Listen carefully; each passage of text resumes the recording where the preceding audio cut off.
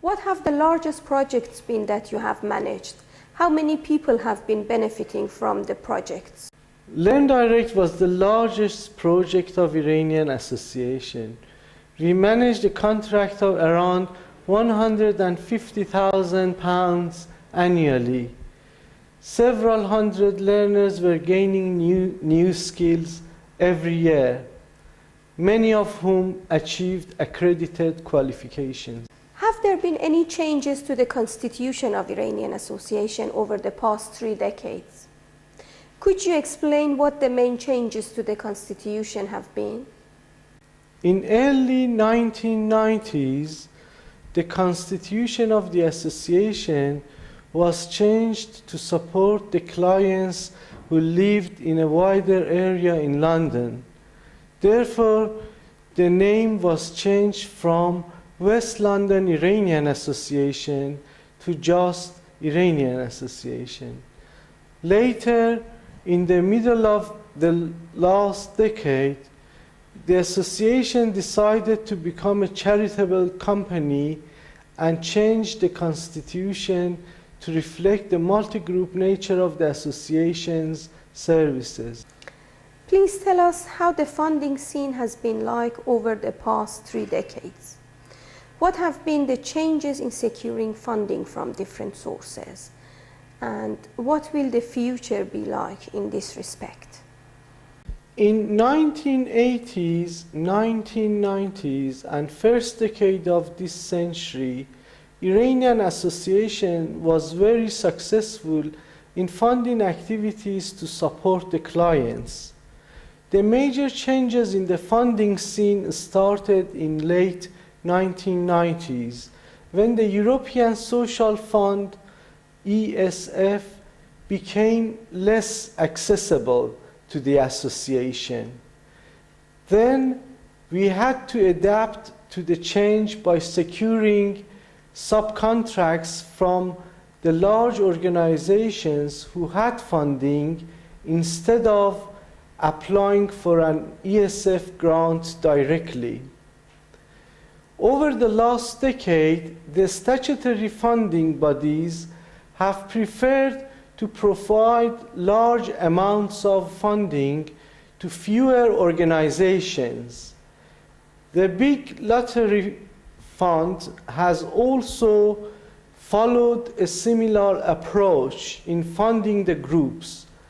Therefore, there has been less funding and more competition in securing resources. Iranian Association has managed to reduce the impact of the funding changes on its services by building partnerships and becoming a multiple group organization. However, since the beginning of the global crisis, at least 2,000 clients have been affected annually due to the funding cuts in our provision of training, employment advice, health promotion, welfare and immigration advisory service. Having dealt with many challenges over the past years, Iranian Association has understood that the only constant is change. Therefore, we must build on our previous successes and develop a new strategy for the next 10 years. Have you worked in any partnerships to deliver the services? Iranian Association has built a good reputation as a delivery organization, has had sufficient capacity and an overall positive experience of partnership and networking. The association has believed that partnerships can reduce competition and help the association compete for funding effectively. Over the last decade, large part of the association funding has been generated through partnerships. Iranian Association has contributed to forming many partnerships to secure contracts from a number of organizations such as Learning and Skills Council, LSC, and London Development Agency, LDA. I'd like to point out that LSC is now called Skills Funding Agency, and LDA closes by 31st of March 2012. Iranian Association has complied with a number of quality assurance frameworks. Investors in People Assessors states that every now and again an opportunity arises to review an organization that totally exceeds all expectations in terms of good practice and people development processes. The Iranian Association is such an organization, and it was a real pleasure to speak to such a great group of people who clearly enjoy the work that they do and appreciate the impact that they have on the local community. Could you please tell us which quality mark awards have you achieved over past years? Why has it been important for Iranian Association to comply with the quality framework? I mean, do the funding bodies expect you to have a quality mark? The association has complied with a range of quality marks, including Investors in People, Matrix, OISC, and Community Legal Service Framework.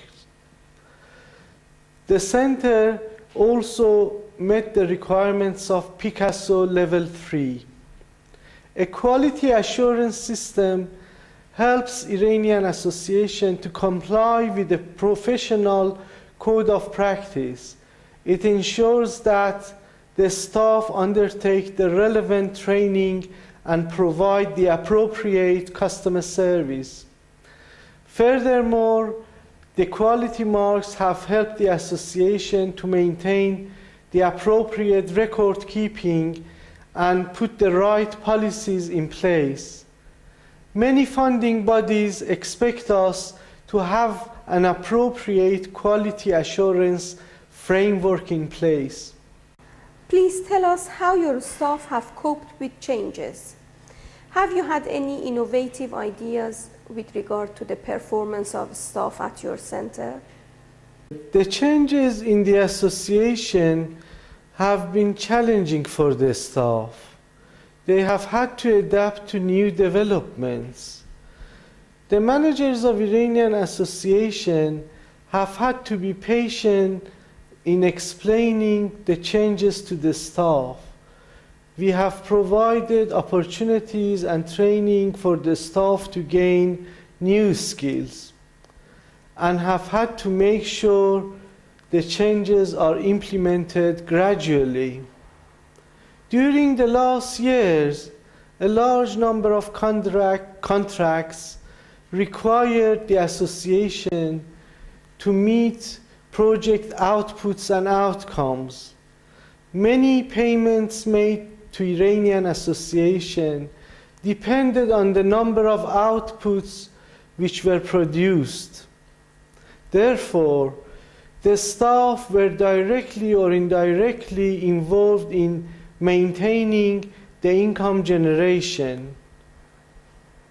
Iranian Association introduced performance-related staff salaries that helped the center to meet the targets effectively.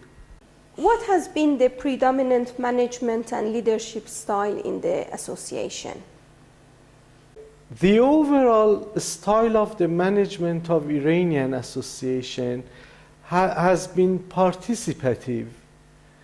We engage the staff in developing ideas and proposals. The staff are involved in planning and decision making, and we believe it is very important to communicate with them effectively and delegate the appropriate tasks to them. We try to be positive and enthusiastic and emphasize working as a team. The staff's motivation can also be improved by praising and recognizing good performance.